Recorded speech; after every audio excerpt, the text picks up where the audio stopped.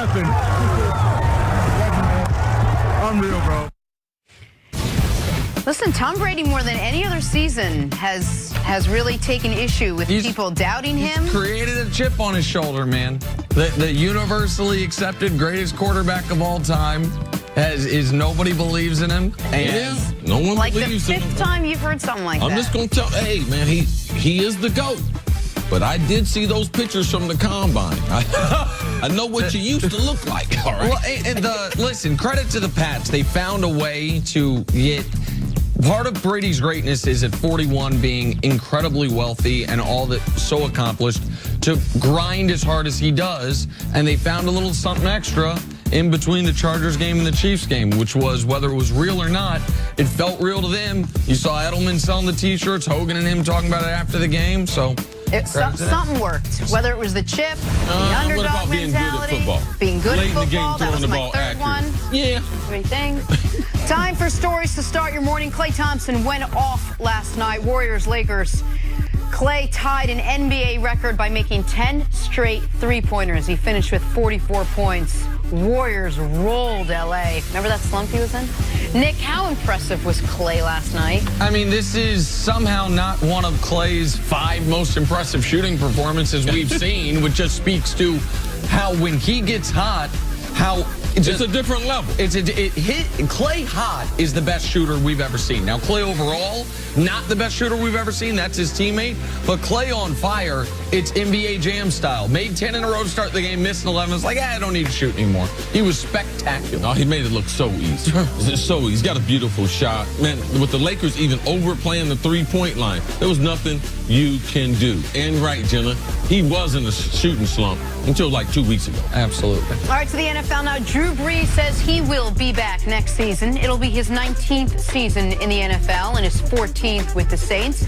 So you think Brees has just one more playoff run at least left in him? Absolutely. And the reason why that team that they put around him, they got 2 running backs, young, very, very effective. The wide receivers, I still believe they need some help. That's why they signed Dez Bryant. They could have used Dez Bryant or Brandon Marshall, someone opposite of Michael Thomas. Michael Thomas will get a big contract, but yes, Sean Payton, Drew Brees, I do believe they will be back in contention next season. And Brees, it was never really on the board that he was going to walk away, not only because at least for the first 10, 11 weeks of the year he's playing at an MVP level, but also if you read, like Drew Brees had some poor investments, unfortunately, and they want to keep paying him $30 million a year. He's going to keep making that money. Now, Brees and the Saints need to figure out why their offense went into such a slump over the last couple months of the season. They need another wide receiver opposite of Michael Thomas.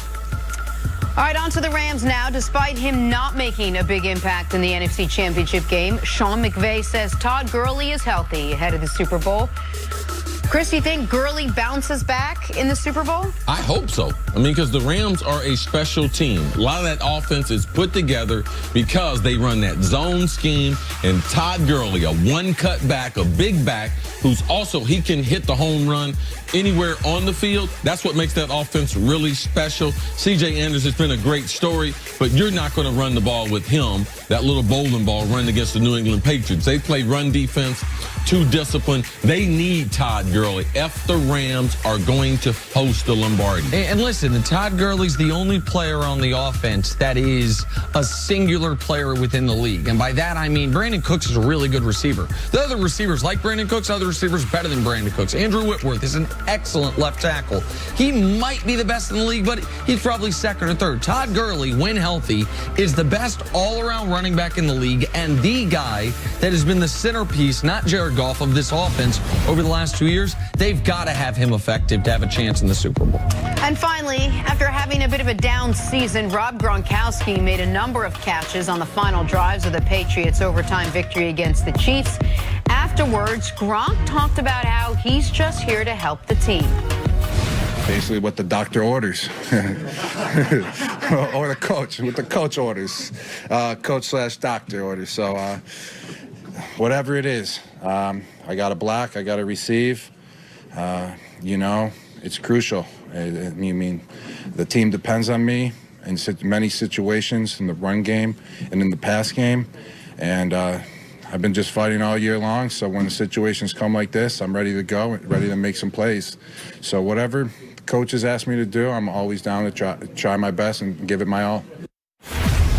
Gronk. He just looks like a Gronk. Sounds like a Gronk. See, how important is Rob Gronkowski to the Patriots' chances of winning the 6th Super Bowl? The only reason why Gronkowski is not getting the type of attention as far as his blocking, because people don't know that much about football. They don't realize how important. New England's offensive line, they have been fabulous. The tone is set by their center and their 2 guards. They are the heart and soul of that offense. That is why Sony Michel had an outstanding rookie year. But in the playoffs, Rob Gronkowski, you can add him as an extended lineman, and he is the consummate teammate. You need a lot of guys like Gronk to be able to win football games. I said, my number 1 skill is not as important. My number 1 skill is whatever you need me to do to be able to win a game. And Rob Gronkowski is outstanding as far as the amount of football he knows. Well, Chris, how do you know he knows this much football?